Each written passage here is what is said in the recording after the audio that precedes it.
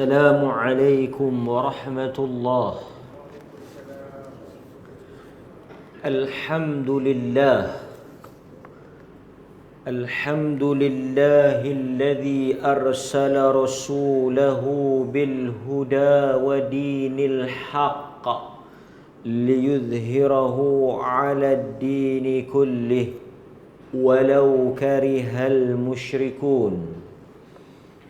أشهد أن لا إله إلا الله وحده لا شريك له وأشهد أن سيدنا محمدا عبده ورسوله.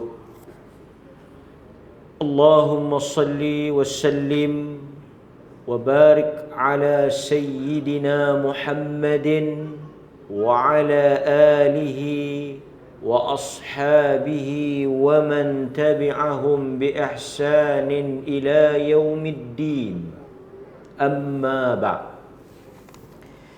Muslimin dan muslimat, hadirin hadirat, mukminin mukminat, mudah-mudahan Allah Azza wa Jal memasukkan kita di kalangan hamba-hambanya yang bersyukur, dikurniakan ilmu yang bermanfaat, dan termasuk daripada hamba-hamba yang diampunkan dosa-dosanya. Pada malam ini kita menyambung kembali perbincangan kita berhubung dengan perkara yang paling besar di dalam kehidupan seorang Muslim. Lebih besar daripada makan dan minum, lebih besar daripada kehidupan berkeluarga, lebih besar daripada kehidupannya. Manusia ni dalam kehidupan harian dia paling besar yang menjadi fikiran dan pertimbangan dia ialah soal kehidupan. Makan minum, harta benda, anak isteri, semua kita termasuk saya, kita akan fikir benda itu. Yang menjadi perhitungan, yang menjadi pertimbangan dan penilaian kita soal macam mana kita nak lalui kehidupan ini.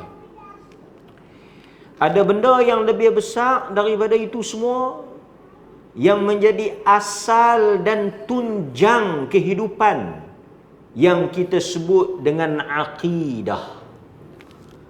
Dalam hidup ni tuan-tuan, kita akan berbeza banyak benda. Allah menjadikan manusia itu berbeza.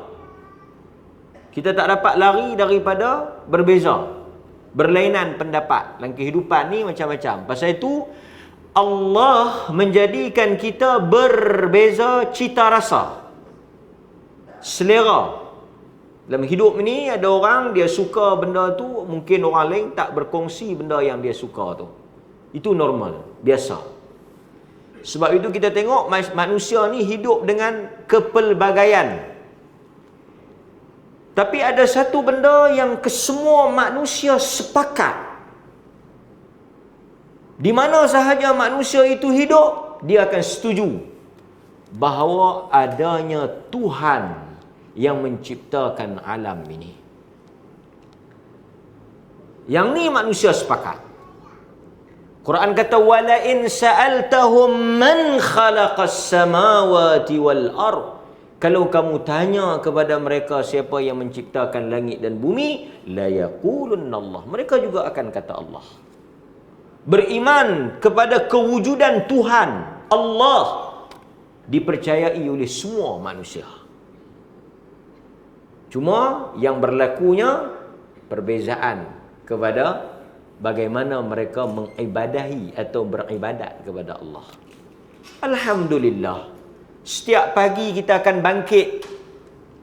Setiap pagi saya dan tuan-tuan kita akan bangkit dan kita akan baca.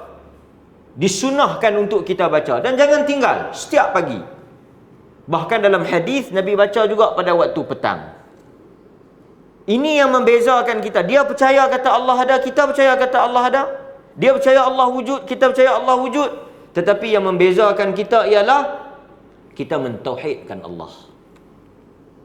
Dan kita mentauhidkan Allah dengan cara dan jalan yang diajar oleh Nabi. Dia mencari jalan kepada Allah dengan cara yang dia fikir. Lepas itu tuan-tuan tengok, banyak orang dia kata, kita ni berbeza cara, tapi semua nak balik ke tempat yang sama. Tak. Allah kata, Inna din indallah Islam. Yang Allah terima Islam. Selain daripada Islam, Allah tak terima. Kita tak boleh kata kita sama. Tak, kita tak sama. Wa man yabtaghi ghairal Islam. Sesiapa yang memilih mengambil agama selain daripada Islam, falan yuqbala min. Allah kata dia tak terima daripada orang tersebut apapun amalan yang dilakukan. Sebab itu kita kata tak ada dua, tak ada tiga. Yang ada Islam. Sebagai seorang Muslim, kita akan kata dan kita akan yakin jalan yang benar, jalan yang lurus, jalan yang membawa kita ke syurga, jalan yang diterima oleh Allah, satu, Islam. Selain daripada Islam, Tuhan tak terima. Sebab itu tuan-tuan, perkara yang penting untuk kita faham dan kita pegang dalam hidup ni ialah menjadi Muslim yang mentauhidkan Allah. Dan pada malam ini apa yang saya nak kongsi dengan tuan-tuan, beberapa kelebihan yang Allah Azza wa Jal janjikan kepada mereka yang menjaga tauhid dan akidah, dan sekiranya mereka mati di dalam keadaan mentauhidkan Allah, ada janji besar yang Tuhan sediakan. Sebab itu tuan-tuan, kita ingatkan selalu diri kita. Tuan-tuan semua, macam saya kata tadi, kita sebut tiap-tiap kali, kita ingatkan diri kita. Apa yang kita baca tuan-tuan? Raditu billahi rabba. Baca tak? Setiap pagi disunahkan kita baca 3 kali selepas daripada subuh. Zikir-zikir yang diucapkan oleh Nabi selepas daripada subuh. Raditu billahi rabba wa bil islami dina wa bi Muhammadin sallallahu alaihi wasallam nabiyan wa rasula. Apa makna dia? Raditu billahi rabba, aku telah redha Allah sebagai Tuhan. Wabil Islam, dan Islam sebagai agama. Sebab itu dalam kehidupan kita, dalam segala tindak tanduk kita, kita akan bertindak macam orang Islam. Buat kerja macam orang Islam, bercakap macam orang Islam, bertindak macam orang Islam. Kerana kita sebut wabil Islam, wabil Islam. Islam tu agama kita. Tindak tanduk kita, perangai kita, urusan kehidupan kita macam orang Islam. Dan yang terakhir apa? Wabi Muhammad, dan Nabi Muhammad sebagai Rasul dan sebagai Nabi yang dihantar oleh Allah. 3 benda. Dan ini juga yang akan ditanya di dalam, di mana? Kita sebut raditu billahi rabba wa bil islami dina wa bi Muhammadin sallallahu alaihi wasallam nabiyya wa rasula. Ini juga soalan yang akan ditanya di dalam kubur, yang kita sebut dengan al-usul al-thalathah. 3 usul yang besar dalam hidup manusia ni. Ada 3 benda yang paling besar. Apa dia? Iaitu mengenai ma'rifatullah. Sebab tu tuan-tuan, kalau kita tengok daripada hadis soal jawab mungkar nakir ni, kita dapat buat satu kesimpulan, ada 3 benda besar dalam hidup kita. Yang pertama apa dia? Ma'rifatullah, mengenal Allah. Mengenal Allah. Yang kedua, mengenal din, agama. Yang ketiga, mengenal Rasul. Sebab ini yang akan ditanya. Tuhan tak akan tanya soal lain. Saya malas nak bagi contoh. Yang pentingnya tuan-tuan bagi faham, yang pertama Allah akan tanya tentang siapa Tuhan. Sebab itu kita ajar ma'rifatullah, mengenal Allah. Usul yang pertama, asas yang pertama apa dia? Mengenal Allah. Perkara yang kedua apa dia? Mengenal Islam, agama. Yang ketiga apa dia? Mengenal Nabi. Kenapa kita pentingkan tiga benda ni? Al-usul al-thalathah ni, kerana inilah yang akan ditanya di dalam kubur. Siapa yang berjaya lulus untuk jawab tiga soalan ini, dia akan selamat dan berjaya. Sebab itu penting tuan-tuan dan saya mengutamakan tiga perkara ni. Boleh jawab atau tidak? Bila ditanya siapa Tuhan, siapa agama, apa agama, siapa Rasul, kita boleh jawab tak? InsyaAllah kita boleh jawab dengan iman dan amal yang sedang kita persiapkan. Baik, hadirin mukminin, kita tengok perkara yang pertama. Perkara yang pertama, pasal tu bila kita belajar tauhid, benda lain semua jadi kecil. Semua jadi kecil. Jadi kita tak kecewa sangatlah kalau ada benda-benda dalam hidup kita tak dapat. Sebab tak ada masalah lah kan tuan-tuan. Yang penting akidah kita. Yang penting akidah kita. Soal kita akan buat dosa, itu manusia, biasalah. Tapi yang penting akidah. Mari kita tengok. Dalam hadis yang diriwayatkan daripada Anas bin Malik radhiyallahu an. Daripada Anas bin Malik radhiyallahu an. Nabi sallallahu alaihi wasallam menyatakan dalam hadis qudsi yang diriwayatkan oleh Al-Imam At-Tirmizi, Allah Azza wa Jal berfirman, Ya bna Adam. Allah sebut, Ya bna Adam, wahai anak-anak Adam. Wahai anak Adam. Allah panggil kita, wahai anak Adam. Kita semua ni anak cucu Nabi Adam alaihissalam. Dia kahwin dengan siapa? Dia kahwin dengan Hawa. Quran kata, Ya ayuhan nasu ubudu rabbakumul ladzi khalaqakum min nafsin wahidah wa khalaqa minha zawjaha wa batha minhuma rijalan kathiran wa nisaa.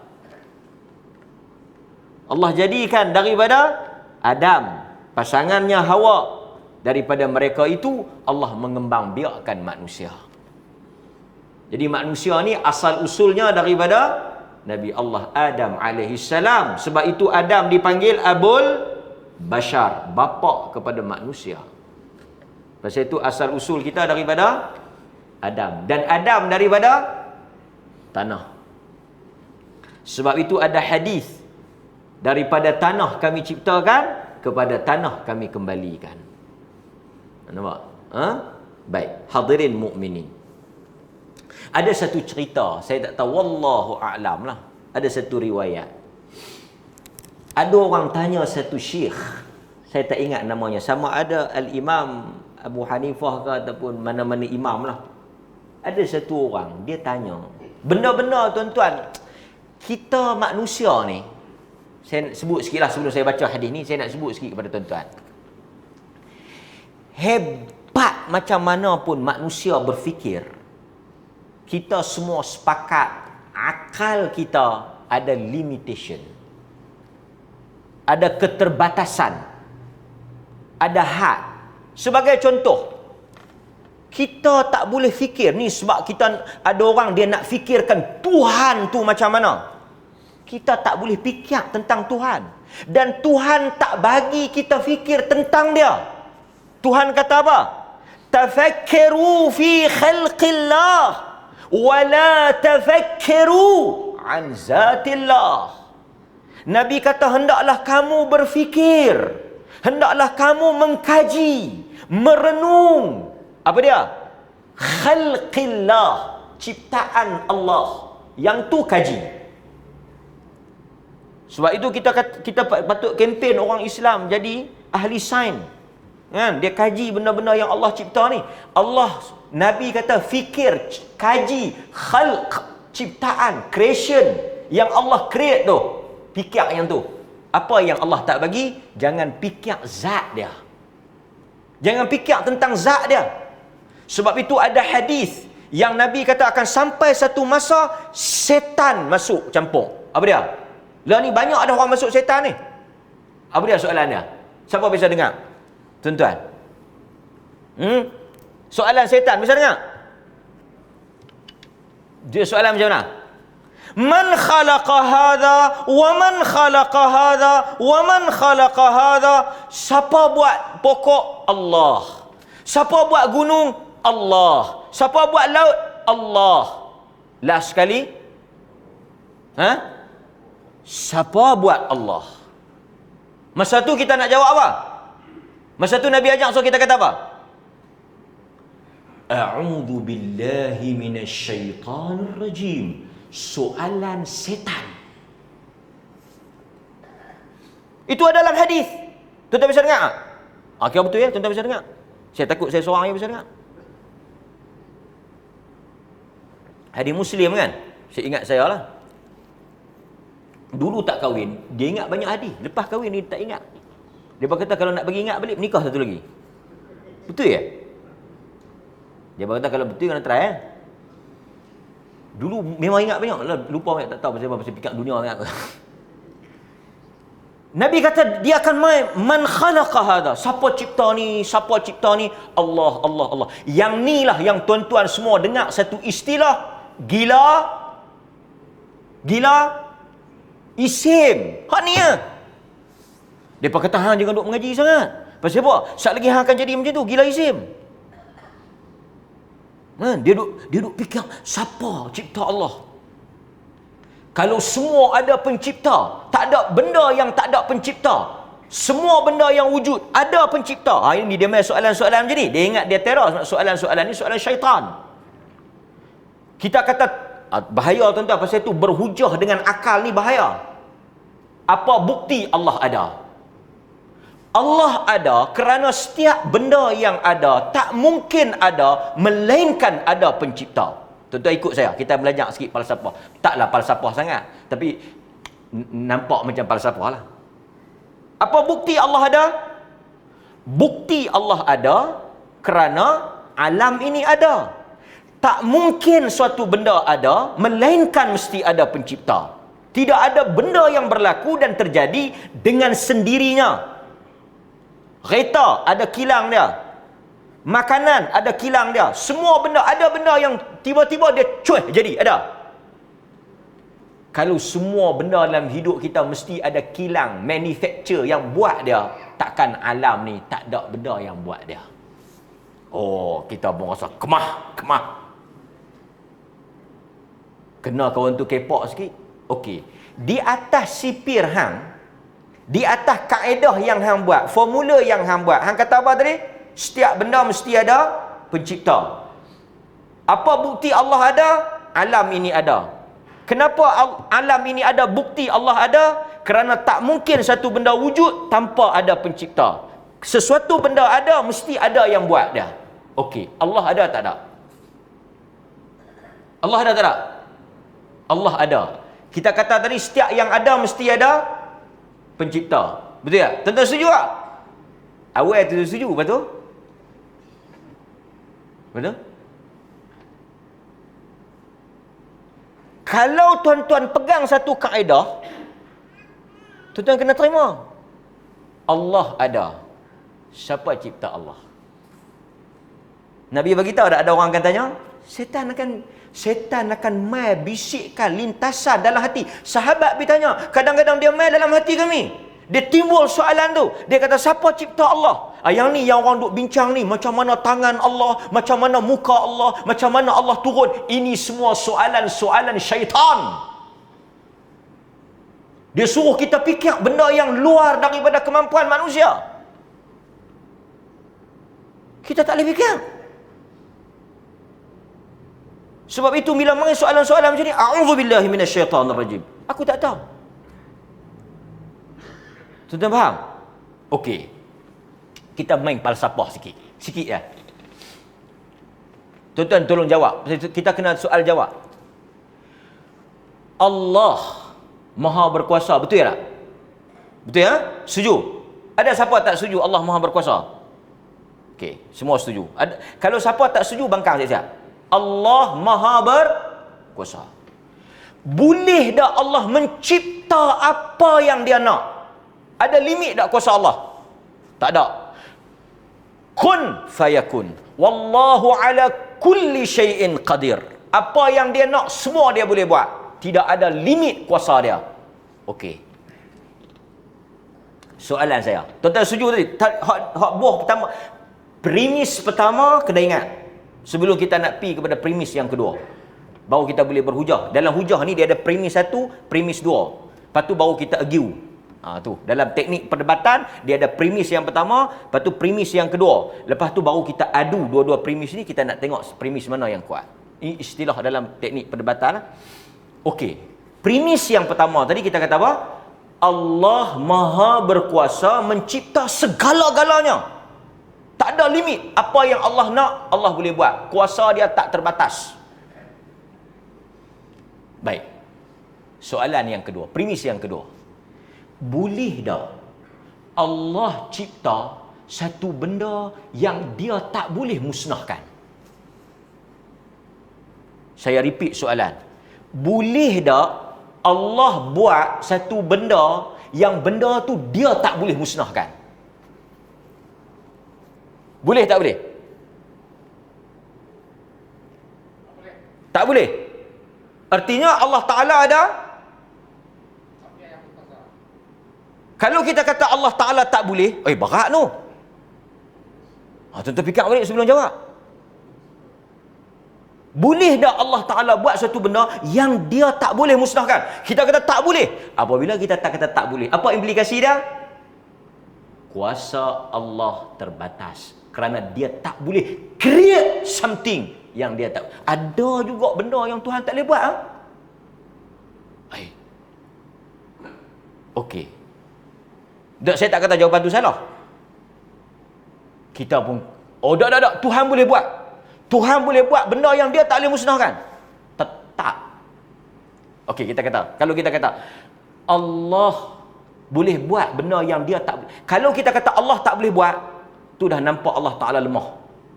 Kita tak mahu Allah Ta'ala nampak bagi lemah. Kita pun jawab, Allah boleh buat benda yang dia tak boleh musnahkan. Tetap di hujungnya Allah. Tuan-tuan boleh ikut dah ni. Macam mana nak jadi ahli kalam? Hak ni pun tak boleh faham. Nampak tak? Nampak tak permainan dia? Jawab A pun kita akan nampak Allah lemah. Kalau kita pergi jawab B pun kita akan nampak Allah lemah. Kalau kita kata Allah tak boleh buat, awal-awal lagi dah nampak lekeh. Kalau kita kata Allah boleh buat, dia boleh create satu benda. Contoh, dia create benda ni dan dia tak boleh musnahkan. Apa maksud dia? Lekeh Tuhan apa? Dia tak boleh musnahkan. Tuhan dia boleh musnahkan segala-galanya. Apa yang dia nak buat, dia. Apa sebab muncul benda ni? Kerana ini yang dikatakan falsafah tu. Sedangkan benda-benda macam ni tak baik. Soalan macam ni pun sebenarnya ada karut. Fa'alul lima yurid. Dia boleh buat apa yang dia suka. Dan tak mungkin. Apa soal? Tapi soalan ni ada tak? Soalan ni ada pasal apa? Dia cuba nak menggambarkan Tuhan tu, dia nak memahami Tuhan tu dengan akal. Tu saya nak beritahu tuan-tuan. Okey. Kita duk bahas Tuhan macam mana, Tuhan macam mana, Tuhan macam mana. Kita tak payah bahas. Sebelum kita nak bahas Tuhan macam mana, saya nak tanya tuan-tuan, apa yang tuan-tuan nampak di sebalik dinding masjid ni? Ni semua orang yang hebat-hebat ni, ada yang semua ni dahsyat ni, PhD 10 lah, lawyer lah, doktor lah, pakar lah, profesor lah, pencen ni semua. Kalau tengok resume ni, saka ni. Semua kira A punya latar belakang pendidikan, pengalaman apa semua. 17 tahun dah jadi ketua kampung. 30 tahun dah jadi JKK. Semua kira hebat-hebat ni. Di sebalik dinding tu apa dia? Apa yang sedang berlaku di sebalik dinding tu? Hak tu pun kita tak boleh dah. Di sebalik dinding tu, di dinding bukan jauh, dinding tu, balik dinding tu saja pun kita dah tak boleh tahu dah apa dia. Kita dah tak boleh nak pi dah. Kita dah tak boleh fikir, kita dah tak boleh nampak. Nampak tak? Kita punya batasan, limitation, had. So untuk kita nak pergi fikir tentang Tuhan, kita nak pergi duk bincang tentang Tuhan, lagi tak boleh. Simple je nak ujar. Benda balik dinding tu pun hang tak boleh cerita. Macam mana hang nak cerita benda yang Tuhan tentang diri dia, sifat dia dan sebagainya? Maka apa dia yang kita boleh buat? Oleh kerana akal kita terbatas, kepandaian kita terbatas, panca indera kita pun terbatas. Mata kita, tuan-tuan, kita boleh nampak jauh mana? Tuan-tuan boleh nampak jauh mana? Mata tuan-tuan boleh nampak jauh mana? Panca indera kita boleh dengar jauh mana? Tuan-tuan boleh dengar. Ni, sekarang ni, apa yang orang duduk sembang di rumah tuan-tuan, tuan-tuan dengar? Bukan kata orang sembang di rumah tuan-tuan. Orang sembang sebelah pun tak dengar lah, kena cekah. Fuse blow. Jadi bila kita tahu kata kita terbatas, kita tak payah duk bincang Tuhan. Tak payah duk bincang macam mana tangan Tuhan, macam mana sifat Tuhan, macam mana keadaan Tuhan. Jangan bincang. Beriman. Pasal apa? Pasal kita terbatas. Akal kita terbatas. Panca indera kita terbatas. Simple ya. Nampak tuan-tuan? Baik. Hadirin mukminin. Dia macam orang yang buta, dia pegang gajah. Orang buta bila pegang gajah, kan, dia tak pernah tengok gajah, orang bawa mari gajah. Dia pegang telinga gajah. Ui, dia kata, dia akan sebut, ui, gajah ni macam ni telinga dia. Kan? Pasal apa? Pasal dia terbatas, dia tak pernah nampak. Jadi apa yang dia pegang, dia raba hak tu. Oh, dia kata gajah ni macam ni. Pasal apa? Pasal dia tak nampak. Tuhan benda yang kita tak nampak. Bercakap satu benda yang kita tak nampak. Mana boleh? So apa dia? Apa yang dia habaq tentang diri dia, kita beriman. Cukup. Kan? Tuhan sebut diri dia, kita beriman. Selesai.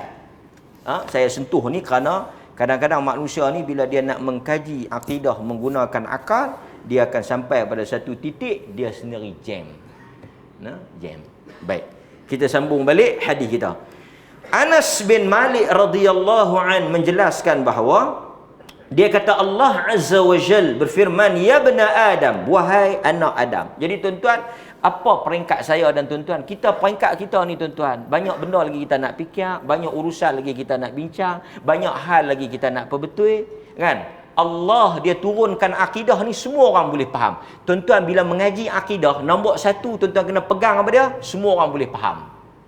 Siapa-siapa yang mari mengajar akidah kita tak boleh faham, itu bukan akidah. Siapa-siapa yang mari mengajar akidah, perbahasan akidah, orang tak boleh faham, maka itu bukan akidah. Kerana akidah, benda yang mesti orang boleh faham. Akidah mana boleh tak faham? Aku tak boleh faham akidah.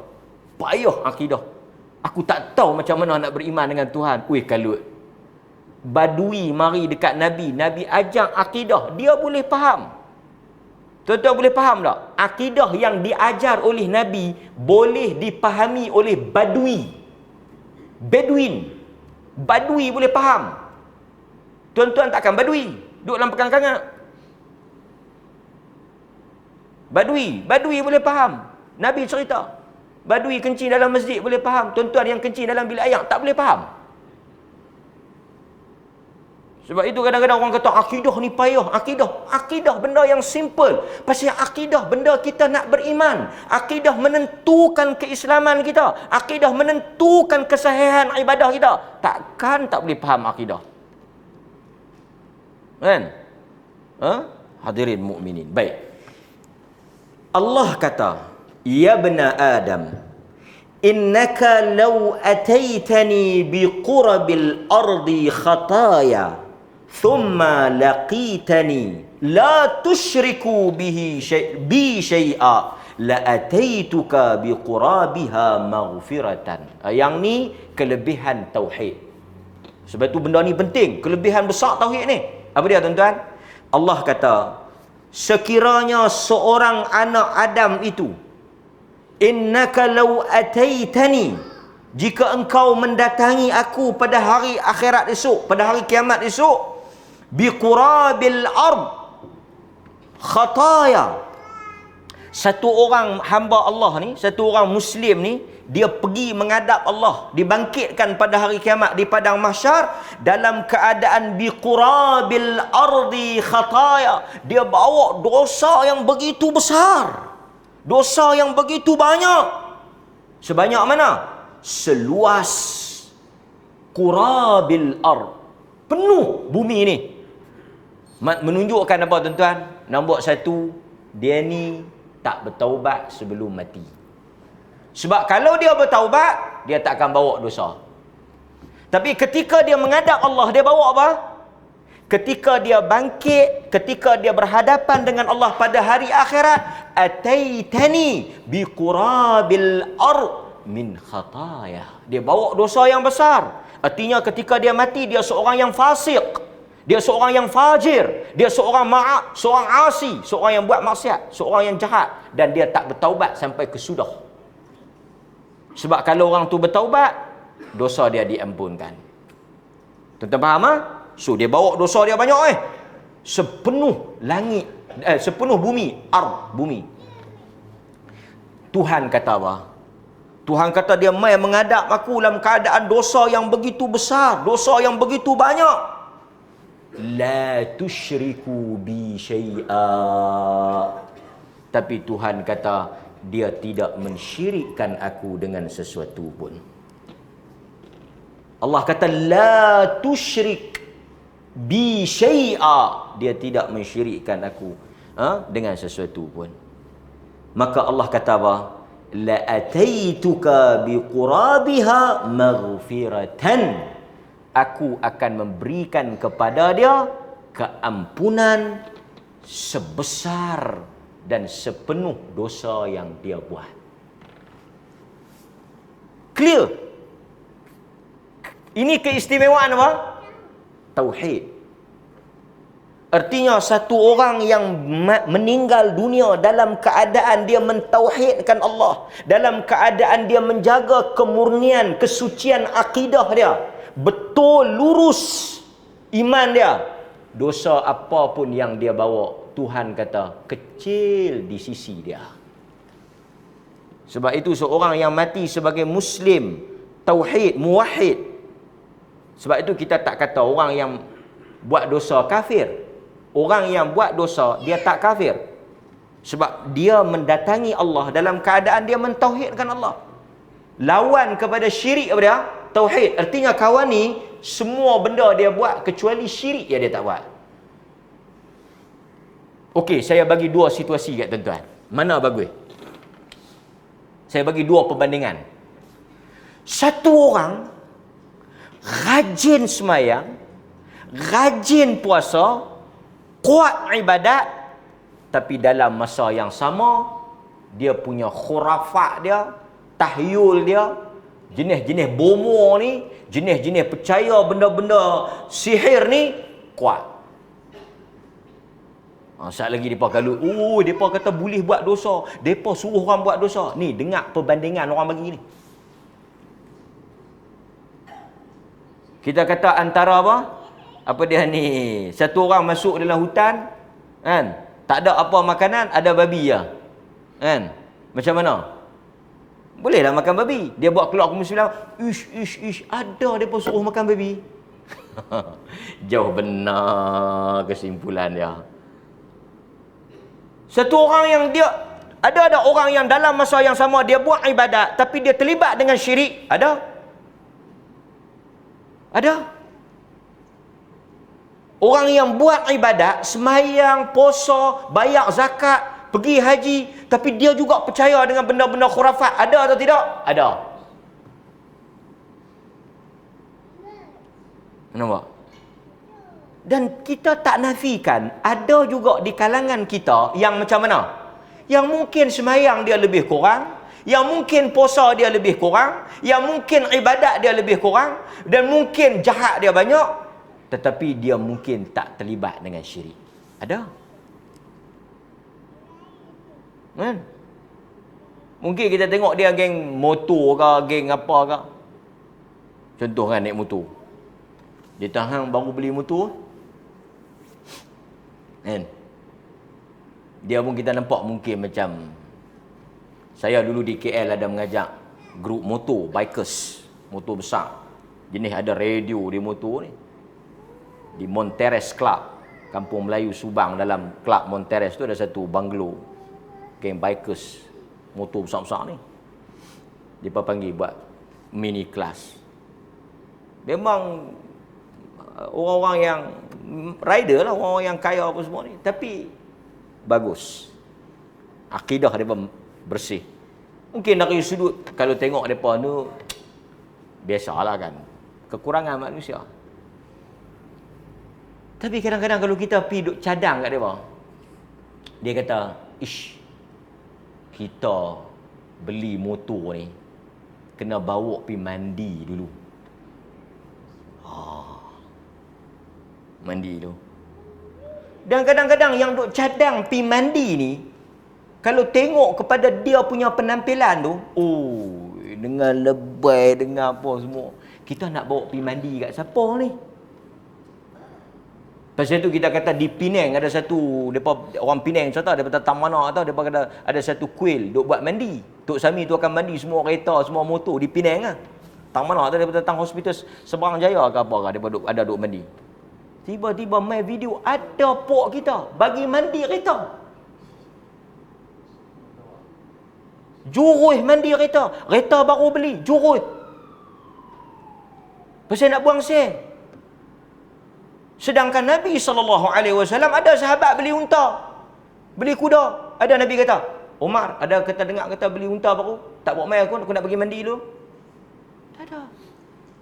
Cuma Nabi kata bila nak naik unta, nak naik kuda, subhanallazi sakhkhara lana hadza wa ma kunna lahu muqrinin wa inna ila rabbina lamunqalibun. Tapi tuan-tuan jangan pelik. Satu orang yang mungkin kita nampak rajin salat, dia ibadat kuat, tapi dalam masa yang sama mungkin rosak akidah dia.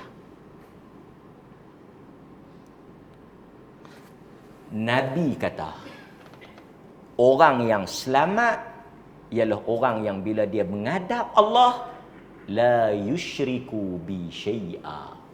Dia tak mensyirikkan Allah. Dan kadang-kadang manusia ni kita nampak dia biasa ya, penampilan dia biasa, tapi bila sentuh tentang akidah, dia straight. Orang petua dekat dia, dia kata, ish, yang ni saya ingat, saya tak berani nak try benda macam percaya bomoh-bomoh. Saya tak kot. Nampak mungkin biasa. Lebih malangnya yang cadang tu, yang tak dang bang lagi, duduk masjid dah. Faham? Yang ni yang nak cadang kan? Hadirin mukminin. Itu kelebihan yang pertama. Sebab itu ahli sunnah wal jamaah mengatakan orang yang melakukan dosa kesudahannya diserahkan kepada Allah. Hadis ni lah. Allah, siapa yang buat dosa, kalau orang tanya, orang yang buat dosa ni, last kali dia jadi macam mana? Tuan-tuan nak kata apa? Satu orang yang bergelumang dengan dosa, yang memang, orang kata apa? Bangun pagi buat dosa dah. Kalau dia mati ya, di sisi ahli sunnah, ni yang kata ahli sunnah kan? Di sisi ahli sunnah kata apa? Dia diserahkan urusan dia kepada Tuhan. Kita nak kata dia confirm masuk neraka, tak boleh. Pasal Tuhan kata dia boleh ampun. Nak kata dia tak masuk neraka, dia buat dosa. Jadi kesimpulannya, kalau Tuhan nak, Tuhan boleh azab. Kalau Tuhan nak, Tuhan boleh ampun. Serah pada Allah. Pasal itu kalau tuan-tuan pergi melawat satu orang mati, kan, mungkin dia kaki maksiat. Kalau orang tanya tuan-tuan, hang rasa dia ni macam mana? Aku tak tahu. Allah boleh ampun dia dan Allah boleh rahmat dia, Allah boleh azab dia. Serah pada Allah. Men. Kita tak lajak lebih daripada apa yang Allah bagi tahu. Baik. Yang kedua, di dalam hadis yang diriwayatkan oleh Al-Bukhari, ni kelebihan tauhid ni, pasal itu kita ulang sebut, pasal itu kita ingatkan, walaupun orang kata benda ni selalu disebut, tapi benda ni penting. Antaranya tuan-tuan, hadis yang kedua daripada Jabir bin Abdullah, Nabi sallallahu alaihi wasallam bersabda, annahu man mata la yusyriku billahi syai'a dakhala al-jannah. Sesungguhnya sesiapa yang mati, Nabi sebut, man mata, sesiapa sahaja yang mati daripada umat dia, la yusyriku billahi syai'a, yang dia tidak mensyirikkan Allah dengan sesuatu pun, dakhalal jannah, Nabi menjamin syurga untuk dia. Nampak? Nabi sebut. Nabi kata siapa-siapa yang mati tak syirik, syurga. Tapi tuan-tuan, sebelum dia masuk syurga, ada tak kemungkinan dia diazab dahulu di dalam neraka? Ya. Dan boleh tak kalau Allah Ta'ala nak memasukkan dia terus dalam syurga tanpa azab dia? Boleh. Kerana kita masuk syurga dengan rahmat Allah, bukan dengan amalan kita. Jangan tuan-tuan tanya Allah Ta'ala pula, dia semayang pun kurang. Tengok masuk orang macam saya semayang banyak, tak padahal saya masuk. Macam mana dia boleh masuk? Ui, hang masuk tu pun bukan pasal hang semayang. Jangan tuan-tuan perasan kata tuan-tuan masuk kerana semayang. Saya dan tuan-tuan, kita bukan masuk kerana semayang, kerana rahmat. Jadi kalau Tuhan nak rahmat siapa-siapa, boleh tak? Kawan tu tak semayang banyak, tapi Tuhan nak rahmat dia, boleh tak? Satu orang perempuan siang malam berzina pun Tuhan boleh rahmat, bagi masuk dalam syurga. Kalau kita nak petikai yang tu lagi sakan. Ya Allah, macam mana dia boleh masuk? Dia penzina, dia melacur. Kalau kita kata dia bagi minum lagi, sekali itu ya. Takkan sekali itu nak dibandingkan dengan dosa dia. Hak tu buat baik sekali ya, buat dosa banyak kali, macam mana buat baik sekali boleh masuk syurga, buat dosa banyak. Kalau kita nak petikai boleh, tapi kita tak boleh petikai. Pasal apa? Siapa pun yang masuk dengan rahmat Allah. Sehingga sahabat tanya, wala anta ya Rasulullah, engkau pun masuk bukan kerana salat engkau, bukan kerana puasa. Nabi kata, aku pun bukan kerana amalanku, aku masuk pun kerana Tuhan rahmat. Sebab itu tuan-tuan, bila kita rasa kita masuk syurga bukan kerana amalan kita, kita tak rasa ujub dengan amalan kita. Yang tu penting tuan-tuan, jangan ujub. Dia kata, hang rasa macam mana? Aku kalau mati esok pun tak apa dah. Awak lah. Aku duk berasa kemah elok lah. Tak, kita takut. Rahmat Allah. Sebab itu kalau Allah Ta'ala nak rahmat satu orang buat dosa. Pasal itu tuan-tuan biasa baca lah hadis yang selalu kita ulang. Satu orang bapa yang dia pesan dekat anak dia, suruh masuk, suruh apa? Hadis Bukhari tu. Hadis tu riwayat Bukhari. Dia kata, kalau aku mati, bakar aku. Lepas bakar, debu tu hampa jangan tauk satu tempat. Hampa tak bagi angin terbang. Lepas dia mati, depa bakar sungguh pak depa ambil abu tu, depa bagi terbang. Tu. Nak habaq kata rahmat Allah tu besar tu. Jangan sangka buruk dan jangan putus asa. Lepas tu Allah Taala perhidup dia, bagi dia bangkit. Allah Taala tanya dia, awak ni hang suruh anak hang bakar, hang buat lagu tu apa semua, ambil abu apa semua ni. Dia kata, kalau tak bakar, tanam hidup tanam macam tu seketui, Allah jumpa. Mesti aku kena ya. Tapi kalau depa bakar, lepas tu abu tu tuang rata-rata, angin terbang, jadi aku pi rata-rata cerok, Tuhan tak boleh jumpa. Pasal tak duduk satu tempat. Tu dia jawab dalam hadis tu. Kira sakan betul ya dia punya apa? Pandangan dia ke Allah Taala. Allah kata apa? Pasal apa yang hang tak bagi aku jumpa hang? Pasal apa yang hang suruh bakar bagi aku tak boleh jumpa hang? Dia kata apa? Pasal aku takut. Kalau jumpa aku kena azab pasal aku tak buat baik.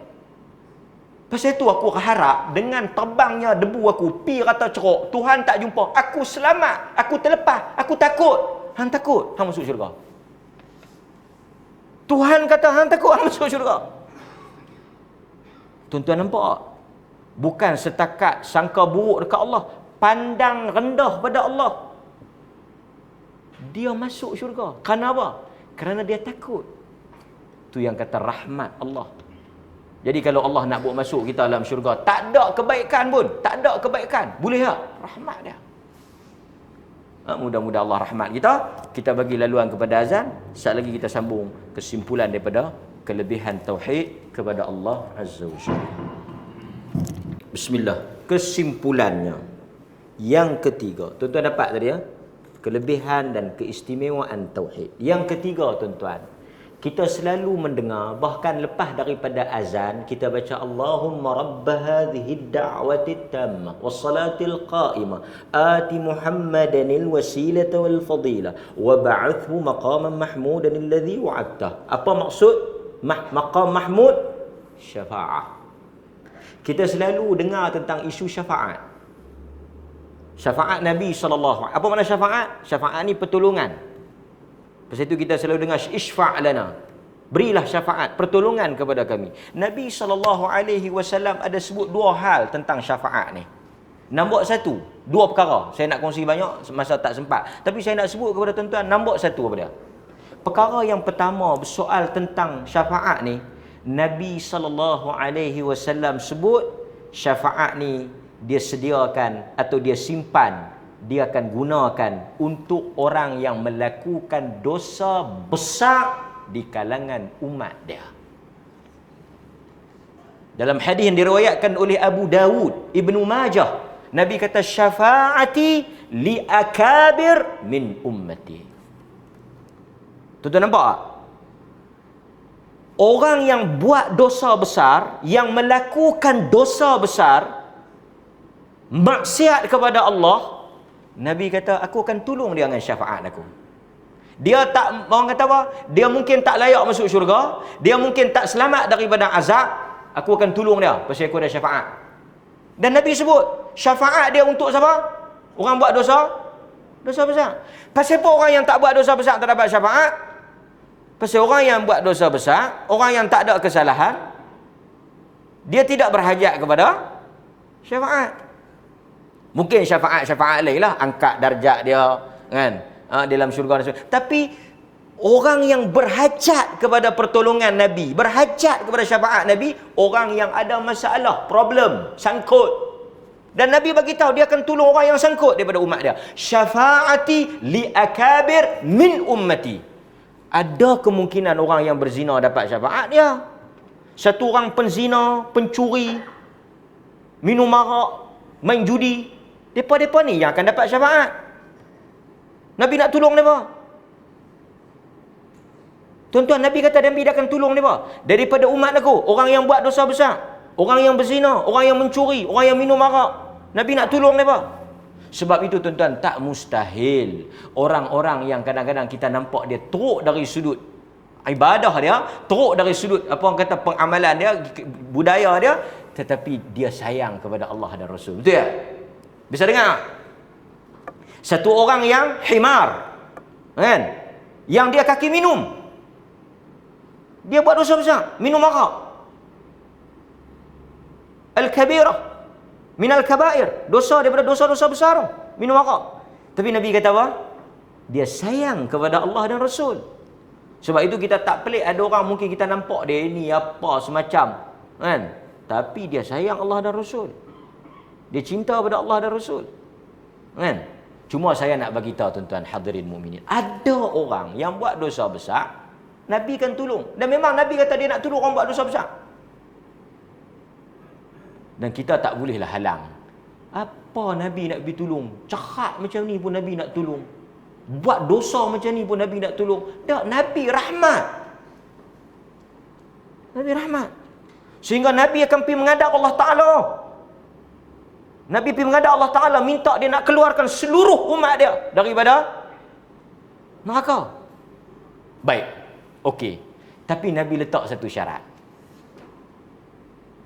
Tuan-tuan kena faham, no? Kita sebut tentang dosa-dosa besar ni, bukan kita nak membawa kepada memandang ringan, remeh pada dosa besar. Dosa besar ni tuan-tuan memang membuka jalan untuk diazab. Tapi kita nak bagi tahu, Nabi kata dia akan tolong orang yang buat dosa besar. Tapi dia letak satu syarat untuk dapat syafaat dia. Sebab tu kita baca dalam ayatul kursi, man dzalladzi yashfa'u 'indahu illa bi'idznihi. Sebab apa Nabi Ibrahim tak boleh tolong pak dia? Tuan-tuan baca dalam hadis. Saya bisa cerita kat tuan-tuan, Nabi Ibrahim jumpa ayah dia di hari akhirat. Akhirnya ayah dia jadi apa? Ditukar menjadi haiwan. Pasal apa Nabi Ibrahim tak boleh tolong ayah dia? Dalam hadis sebut Nabi Ibrahim jumpa ayah dia Azar, dan ayah dia kata, hari ni aku akan beriman. Hari ni aku akan beriman dan ikut Nabi Ibrahim. Tapi Nabi Ibrahim kata, hari ni tak boleh dah. Yauma la tamliku nafsun li nafsin syai'a. Hari ni tak boleh tolong dah, hari ni tak boleh selamat dah. Dan Nabi Ibrahim berkata kepada Allah Azza wa Jal, kau dah berjanji tak memalukan aku. Kau dah berjanji untuk tidak memalukan aku. Kalau kau masukkan ayah aku ke dalam syurga, dalam bentuk dia sebagai ayah, dalam wajah rupa dia sebagai ayah aku malu. Malu tuan-tuan. Orang tahu kata bapak dia duduk dalam neraka. Maka Allah Ta'ala tukar menjadi haiwan dan masukkan dia dalam neraka. Dan siapa tak tahu? Nabi Ibrahim tak boleh tolong bapak dia. Kerana apa? Kerana bapak dia tidak mempunyai tauhid. Sebab itu tuan-tuan, Abu Talib, kalau sebab itu kita selalu sebut bila mari Maulidur Rasul, Abu Talib ni dia sayang Nabi habis mita. Orang utara kata habis mita. Dia sayang Nabi. Sehingga ketika dia meninggal, Nabi begitu sedih. Orang tak sentuh Nabi kerana Abu Talib memberikan perlindungan. Tapi Abu Talib dalam hadis, tuan-tuan baca apa yang berlaku kepada Abu Talib. Al-Abbas, tuan-tuan tahu kan? Saya suka timbulkan soalan ni kerana tuan-tuan dah lalui benda ni. Okey. Abu Talib sayang Nabi, cinta Nabi, bela Nabi, pertahan Nabi, lindung Nabi. Sehingga hari dia nak mati, dia masuk jumpa Abu Talib. Dia kata, ya am. Sebab itu kita ingatkan, semua orang yang mengaku cinta Nabi, yang buat kempen cinta Nabi, belajar daripada apa yang berlaku kepada Abu Talib. Cinta saja tak boleh menyelamatkan kita. Kalau kita nak kata cinta boleh selamatkan kita, cinta Abu Talib tu lebih layak untuk diselamatkan. Saya nak cerita Abu Talib. Tuan-tuan semua duk dengar dah. Benda saya nak ulang balik. Abu Talib. Dia kata, ya am, qul la ilaha illallah kalimatun uhaju laka indallah. Nabi masuk jumpa Abu Talib. Abu Talib ni macam bapak dia. Pasal itu bila Nabi kata, abi wa abuka finnar, ada yang kata bapakku dan bapakmu di dalam neraka, itu merujuk kepada Abu Talib. Tak apalah, ni perbincangan panjang. Tapi saya nak kata, Nabi masuk jumpa Abu Talib. Nabi kata, ya am, wahai bapak saudaraku. Pasal itu kita kata cinta pada Nabi tak menyelamatkan kita. Cinta pada Nabi sahaja tak menyelamatkan kita. Abu Talib, kalau kita kata cinta pada Nabi, Abu Talib cinta. Tapi Nabi minta kepada Abu Talib, qul la ilaha illallah kalimatun uhaju laka indallah. Tolonglah sebut kalimah yang terakhir, la ilaha illallah. Aku akan berhujah di hadapan Allah, mempertahankan engkau di hadapan Allah esok. Abu Talib tak sebut sampai ke sudah. Nabi nak tolong dia, Nabi nak pertahan dia, pak menakan dia, bela dia, sayang dia, jaga dia, cinta dekat dia. Cuma tinggal tak buat majlis selawat dah.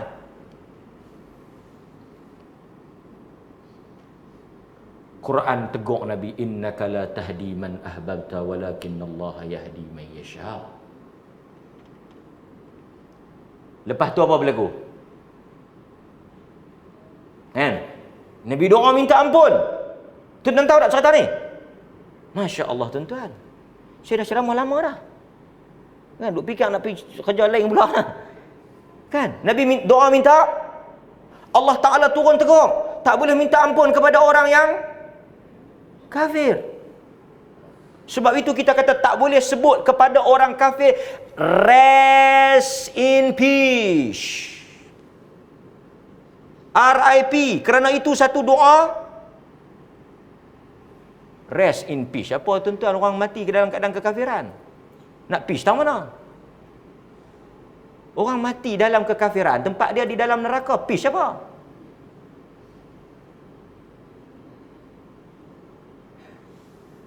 Nabi tegur, Allah tegur Nabi, kau tak boleh minta ampun kepada orang yang mati kafir. Tak boleh. Pasal itu ada hadis yang Nabi menangis. Sahabat tanya, pasal apa? Aku minta untuk diampunkan ibuku, tak dapat. Tapi aku minta untuk diizinkan ziarah kubur, dapat. Hadis-hadis ni semua kita dah lalu. Al-Abbas apa dia? Pak menakan Nabi. Dua beradik dengan Abu Al-Abbas bin Abdul Muttalib. Abdullah bin Abdul Muttalib. So Al-Abbas ialah adik-beradik kepada Abdullah, adik-beradik juga kepada Abu Talib. Dia pergi jumpa Nabi. Kan tuan-tuan baca dalam sirah. Dia pergi jumpa Nabi buat apa? Al-Abbas. Dia tengok Abu Talib mati. Dia pergi jumpa Nabi. Dia kata kat Nabi, "Pak menakan hang kaum keluarga kita, Ahlul Bait, tak bolehkah tolong apa-apa?" Al-Abbas kata, "Tak boleh." Tuan-tuan bisa dengar kan? Tak bolehkah tolong apa-apa? Pasal pak menakan ni. Kan, kabel besar ni. Tak boleh ke? Al-Abbas kata, "Tak boleh ke kau minta apa-apa?" Anak menakan Nabi. Oh, tuan-tuan. Kita anak menakan jadi apa? Kan? Kita sakana ni anak menakan Nabi. Nabi kata dia doa. Akhirnya apa dia dapat? Apa yang Abu Talib dapat? Di atas mempertimbangkan segala-galanya, dia dapat apa? Dia dapat apa? Dia mendapat ahwanul azab. Abu Talib dapat ringan azab. Abu Talib dapat pertolongan daripada Nabi tu seringan-ringan azab. Apa azab yang paling ringan? Tuan-tuan, Abu Talib dapat pertolongan Nabi, syafaat Nabi, seringan-ringan azab. Ahwanul azab yaumal qiyamah. Azab yang paling ringan Abu Talib dapat. Apa dia? Dia pakai kasut. Dia pakai kasut daripada neraka. Kasut daripada neraka menggelegak otak dia. Itu serendah-rendah, seringan-ringan azab yang dia dapat. Pasal apa tak boleh tolong? Pasal apa tak boleh selamatkan dia di atas pengorbanan dia, pembelaan? Lepas dia mati tu yang berlaku pemboikotan Bani Hashim. Lepas Abu Talib mati tu yang keluarga Bani Hashim kena boikot, yang sampai sahabat kencing. Tu baca tak? Boikot sampai tak ada apa nak makan. Satu orang sahabat kencing. Ayak kencing tu jatuh atas benda keras.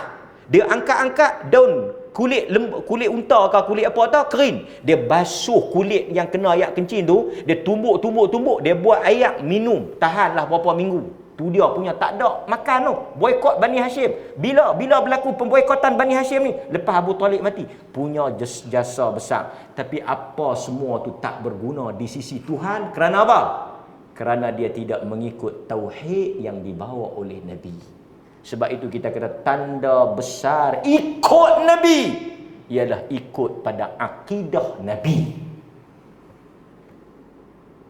Bukan ikut pada baju Nabi, bukan ikut pada penampilan makan Nabi. Dia kata, "Aku insya-Allah hari-hari aku makan kambing." Tak salah. Tapi Nabi yang paling besar dia suruh ikut. Termasuk pak menakan dia, akidah yang dia bawa. Kita nak ikut Nabi tang mana? Pakaian bagus kita ikut dah. Dengan bercelak, dengan bersugi, semua sunnah. Baju tak isbal, semua sunnah. Tapi sunnah yang paling besar apa dia? Sunnah yang paling besar, sunnah di dalam akidah. Kita jangan faham takat sunnah tak baca Yasin, sunnah tak baca talqin. Itu sunnah-sunnah fiqh ya. Itu pun ada perbezaan pandangan. Itu soal-soal furu' ibadah. Sunnah yang paling besar apa dia? Akidah.